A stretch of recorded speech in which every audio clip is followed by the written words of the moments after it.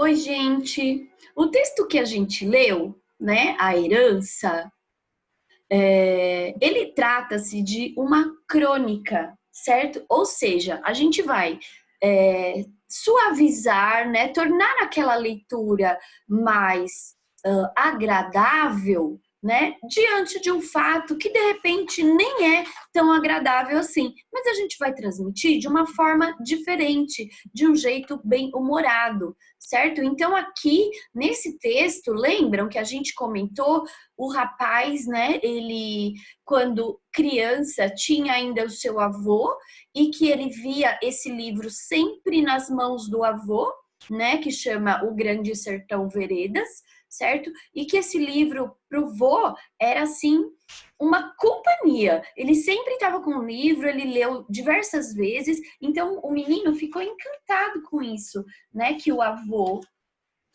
trazia sempre lá tiracolo, né? Infelizmente, o avô partiu, e aí o que ele fez? Ele pediu para a avó esse livro, né?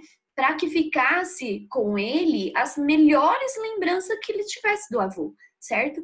Então, a avó, a princípio, ela foi um pouco resistente, né? Não queria deixar com que ele ficasse com o livro, mas no final ela acaba vendo, percebendo, né, que ela também podia ter um pouquinho, né, do seu marido ali do ladinho, trazendo as lembranças de coisas que ele gostava, que ele lia, né, e que o neto, nessa oportunidade, quis o livro, guardou o livro com ele, certo? E aí ele, no final, consegue, juntamente com a avó até, né, trazer um pouquinho das lembranças e desse livro tão referência do avô para ele, tá bom? Então, a crônica, esse tipo de texto, então, que nós acabamos de ler, é a crônica, né? Ela é inspirada em fatos do dia a dia, coisas que acontecem com a gente todo dia, e costuma apresentar uma linguagem simples, acessível, com marcas de subjetividade. Lembra quando a gente viu subjetividade na notícia? Né? Então, aqui ele também traz um pouquinho do ponto de vista da pessoa que está escrevendo a crônica, certo? É isso que o torna um pouco subjetivo, certo? Aí a gente tem, neste caso, a crônica narrativa, tá? Porque ela atende esse enredo mais curto, com poucos personagens, tá? E ela pode ser narrada tanto em primeira pessoa, né, quando a pessoa está contando um fato de si mesma, ou de terceira pessoa, e trazer as experiências pessoais do autor. Por isso a subjetividade, né? Ele faz meio que um comparativo com a vida dele, ele coloca o ponto de vista dele, por isso chamado de crônica narrativa, e crônica argumentativa também, porque ele vai usar dessas experiências para argumentar algumas coisas dentro da narrativa, tá? Por isso, subjetividade dentro desse tipo de crônica.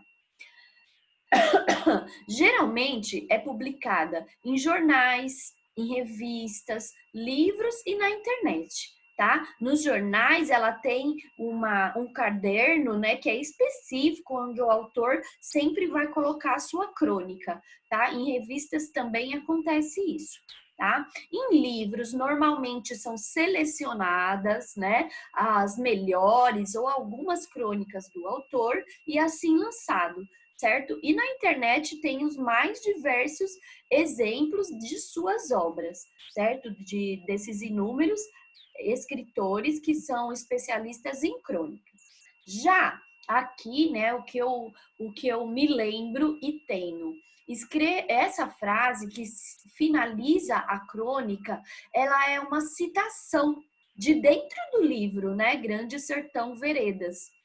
Esse livro, ele foi escrito por Guimarães Rosas, né, Rosa, entre os anos de 1908 e 1967, que foi o tempo que ele viveu aqui na Terra. Em 1956, e aborda temas como o amor, a morte, o sofrimento, o ódio, a alegria por meio da história do jagunço Riobaldo, assim como as demais obras do autor destaca-se pela linguagem cheia de neologismos. Neologismos é quando se cria uma palavra, tá? Que ela não tem uma existência assim muito habitual na língua portuguesa. E elas são inspiradas, ó, os neologismos, inspirados nas falas dos sertanejos e pelo misticismo do sertão. Tá? Então, esse livro, ele não é, na verdade, uma crônica. É que como ele foi citado dentro da crônica do Léo Cunha, então eles resolveram trazer para vocês, né, maiores informações sobre o livro. Tá?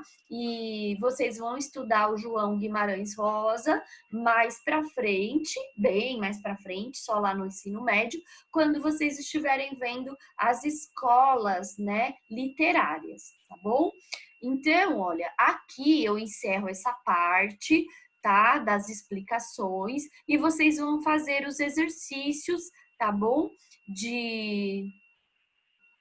Do número 3, né, ó, do exercício 3 até o exercício 8, tá? Então, somente a página 27. Se vocês precisarem ler a crônica novamente, vocês podem ler, tá bom? Para responder essas perguntas, a Pro acho que pulou essa página, 26 e 27, tá? A partir daqui, ó, interpretação escrita. Ok? Então, se você precisar retornar, ler novamente a crônica, aí você volta aqui para a página 24 e aí responde a 26 e a 27, ok? Faremos conferência durante a aula online, então, até lá e obrigada.